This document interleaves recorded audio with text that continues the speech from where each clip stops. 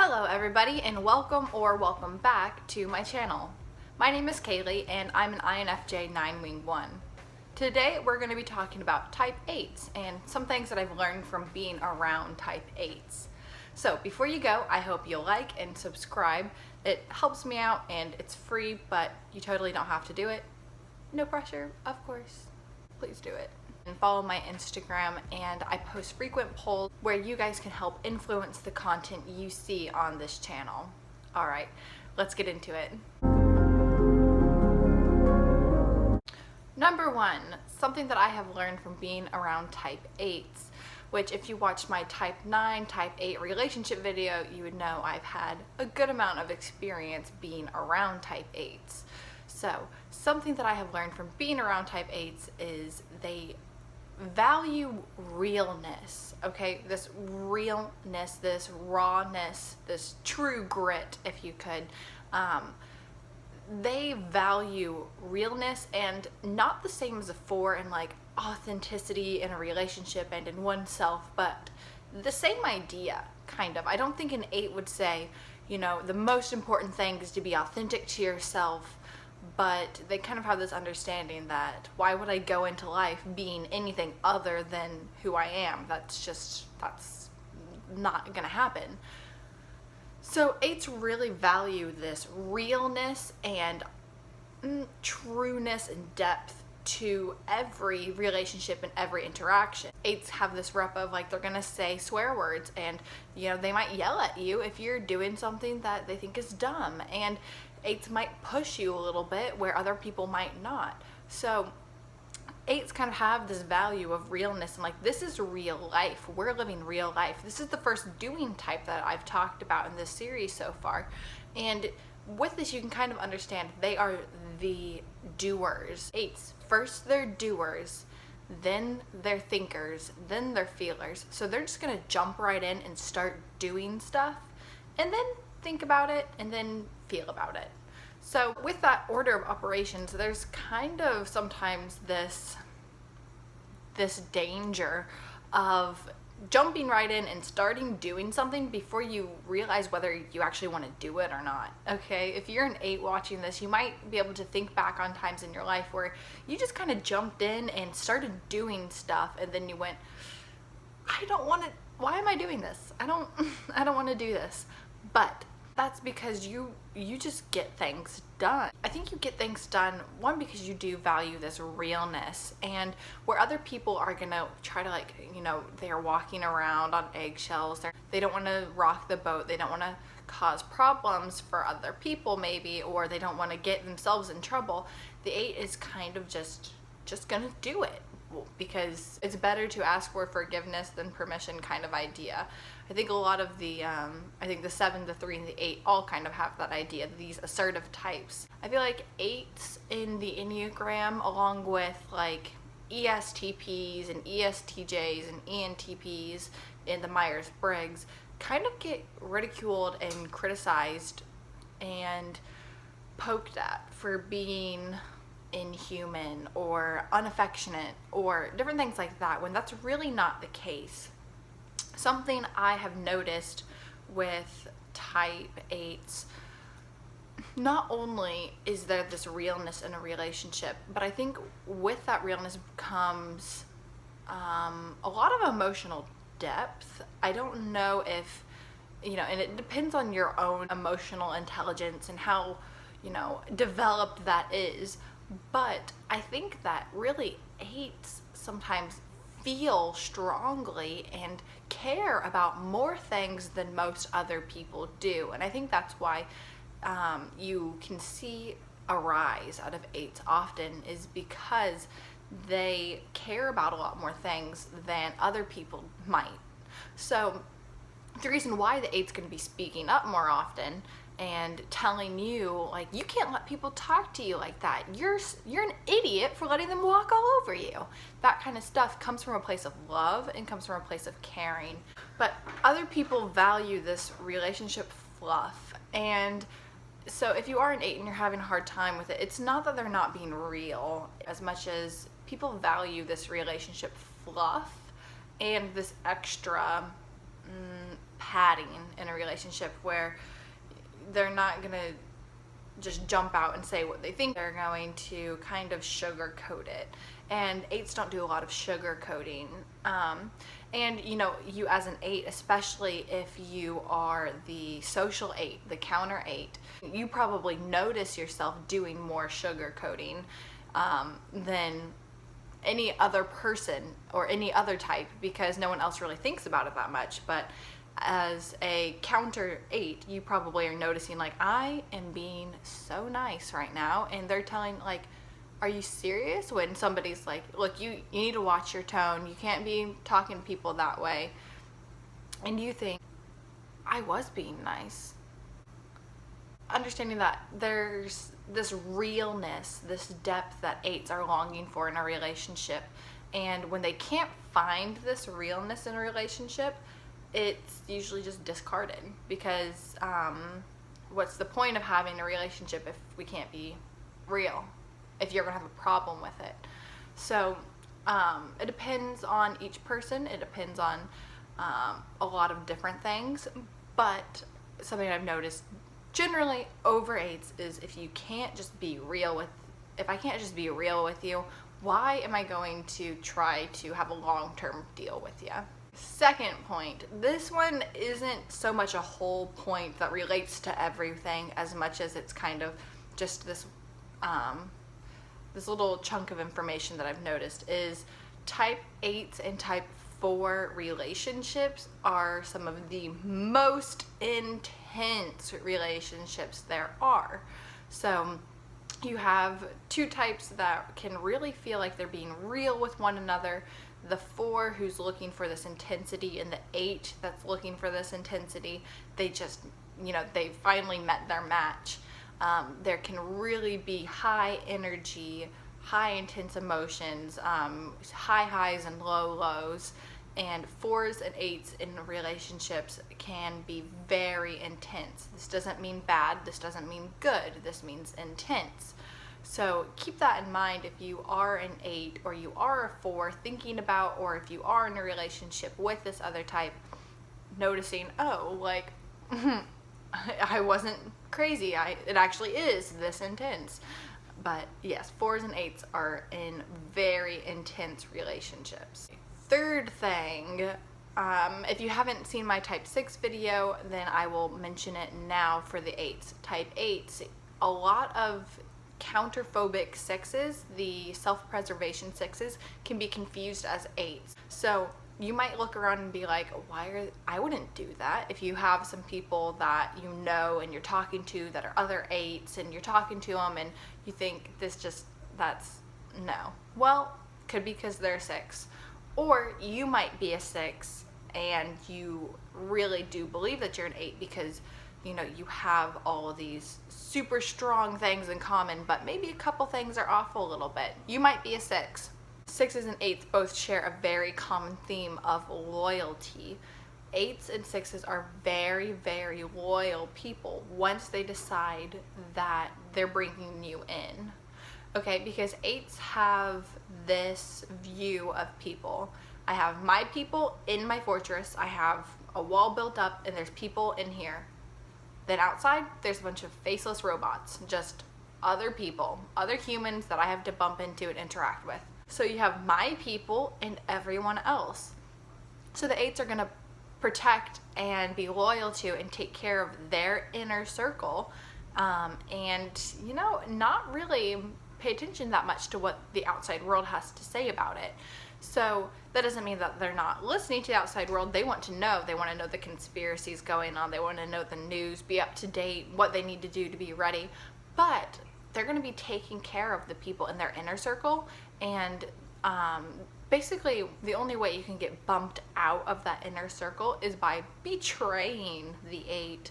And betrayal is different for every person, what this term of betrayal means. And I think if you are an 8, think about what does it mean to be betrayed, because if you've ever watched King of Queens, the show, there's the husband and wife, and the husband's like a 9 wing 8, and the wife Carrie is an 8 wing an 8-7. Yeah, she's an 8-wing-7, and she feels betrayed throughout numerous episodes just over things like, that waiter was rude to me, tells the husband, we're not going back to that restaurant because they were rude to me. They were horrible to me. We're not going back.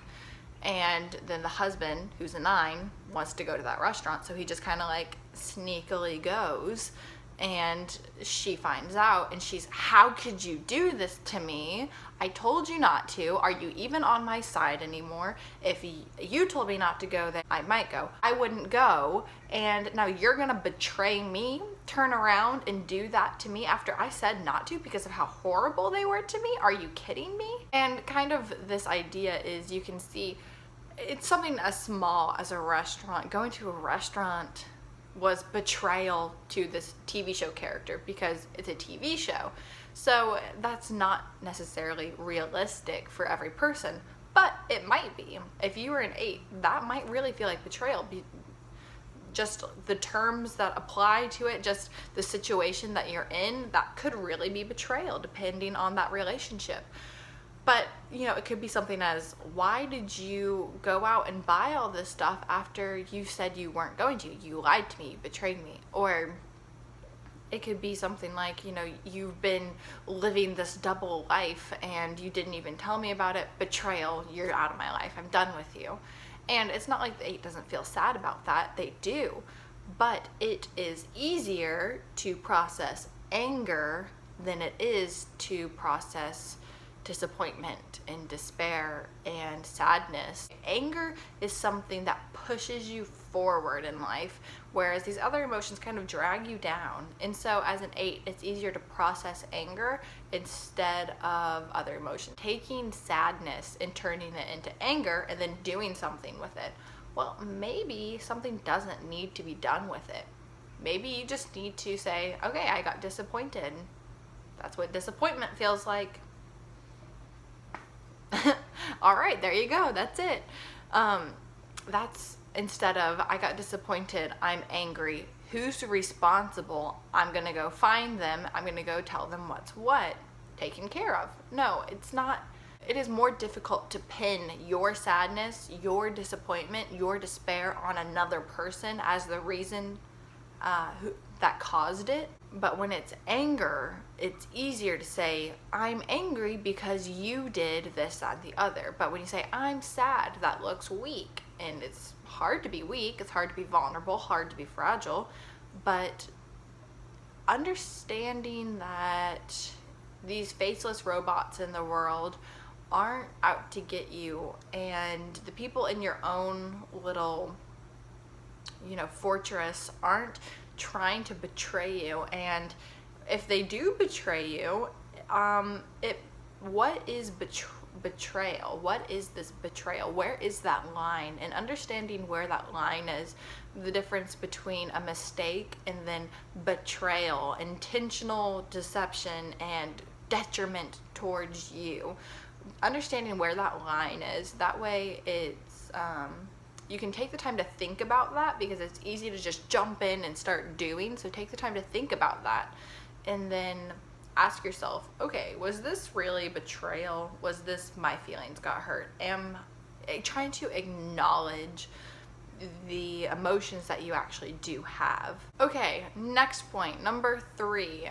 I have made a lot of points within each one of my points, so they're all kind of blurring together. But this next point is, you want to do things, and you want to physically do things. You want to know that your body is working and doing something. You have capability, you have capacity, you can change the world that's around you. You like to do things. What I have found that's kind of ironic with this is, you love to do things, but you do not like other people putting things on your calendar. Okay? You want to have things to do. You want to have, something to do this week, but you don't want anyone else to put something on your calendar. You don't want to have to be responsible for keeping up with something someone else decided for you. I don't know. But if somebody puts something on your calendar, what I've noticed frequently, not always the case, but if it's on your calendar and you didn't put it there, whether you want to do it or not doesn't matter. It's more of, you aren't going to tell me what I'm doing with my time. And so you love to have things to do, but you don't like to have the commitment of doing it put on you by another person. So if somebody asked you, hey, do you want to do this later? And you say, sure, and then they, pencil that in, that's fine. But if they tell you, oh, by the way, we're going to do this on Friday. Are you okay with that? Like, we're going to do this. I already told them we were coming. You're fine with that, right? Then there might be a fight. Okay, then would come the argument of, well, I told your mom that we were going to come over on Thursday and we were going to have dinner with them. That's fine, right? There can be a big fight over, you didn't ask me first. That's so, disrespectful. Next point, number 4. I kind of touched on this earlier with the idea of being a doing type and getting things done. But with this idea, you are a doer and you can get things done a million miles a minute in the wrong direction. Something I've noticed is you will just start doing something. Just, I'm going to do this now. This is what I'm doing with my life now. And you start working on it. And then you get 3/4 of the way done, or you get halfway done. And you go, I really don't want to do this. Now that I've had the time to think about it, now that I've actually processed it, now that I've actually thought about it, connected my thoughts and feelings to what I'm doing, yikes, no thank you, I'm done. And just sweep it to the side and be done with it. I don't think 8s are quitters in the idea of they just can't finish things. I think 8s quit a lot of things because they shouldn't have started them in the first place. And you probably have a few things that you wish you maybe wouldn't have started because you go, I'm such an idiot. I wasted so much time doing this, that, or the other. And there's probably a few things in your life that you've started, got a good amount of the way through, and then realized, I really don't want to do this. So I think everybody has those kinds of moments and those kinds of things in their life, but I've seen this as a pretty strong pattern with 8s of, I'm going to do this, go full force into it, of like, this is who I am now. This is my dream since lunch and I'm doing it. And they really take action and start doing it and then think about it and go, oh, yikes, pump the brakes. Okay, turn around, done. But so make sure you take time to think about it, because you're smart people. You are smart and you are capable. You prove it to yourself every day how capable you are. Think about it. Sit and think, and don't waste your own time. You might need to gather more information. You have this direct connection to 5, so use this idea. Use this strength on purpose of collecting information. I like to think that 8s don't investigate like a 5, they interrogate. But use your superpower, and you have the secret weapon, and use a secret weapon to help collect all the data and then just do, because then nothing can stop you. Nothing can get in your way. When you know what you're doing and you have a plan to do it, you're just gonna do it. Awesome, great idea, perfect, taken care of. The last point number 5. 8s do not think that authority figures really apply to them. So 4s think that the rules don't apply to them, rules don't apply to me. 7s think me and the authority figures, we're equals, we're peers. Okay, see, so I can get away with things because we're equals, we're fine. Everything, I can talk my way out of this. 8s kind of see that they are living in real life, and this idea of realness. So I've noticed is that this idea of realness and in real life, and it kind of brings me back to an old like Tombstone, Arizona idea of we're just cowboys on this and we're gonna have a shootout in front of the saloon over who gets the girl. That's kind of my thought on the idea of 8s and authority is I'm going to fight for what I need and what I get, and you're gonna fight for what you need and what you get, and that's how we'll decide. Why don't we just earn what is ours? Instead of this idea that could be sometimes oppressive or controlling, because 8s don't like to be controlled. So what I've noticed is that 8s don't really like authority, but loophole, they are a lot of times pushed into positions of authority.